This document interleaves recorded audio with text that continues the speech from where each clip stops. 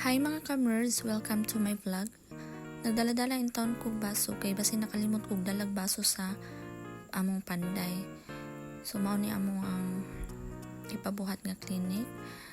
So ang nagpanday ani banar pod sa akong auntie.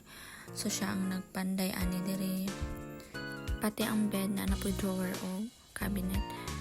So before ko magpintura, nanilig pa ko daan kay medyo apo gid siya.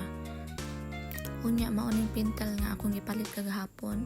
Boysen ang brand. Daghan man day klase-klase nga pintal na popular pero dili kay ko familiar sa uban.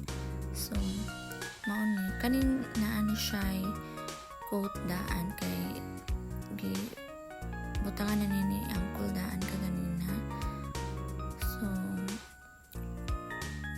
gimasiliyahan na pod pero first pa ni siya dili kay nako siya ay igo lang yung instruction na nani kung unsaon.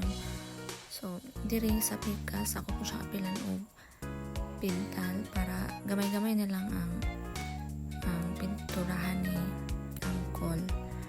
So after ani ihaning masilyahan para katong mga naay mga bangag-bangag ng gamay matabon-tabonan siya kay kani siya wood ra ni siya plywood ra ang division ani tapos gigamitan lang og rivets kay ang gamit niya is metal.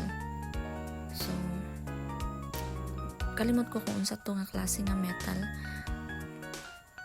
Tapos diri hapit na gid ko mahuman para after ani ihanaday ni masilyahan. So naagid siya mga bangag-bangag nga gagmay. Mao ni siya ang agi sa rivets.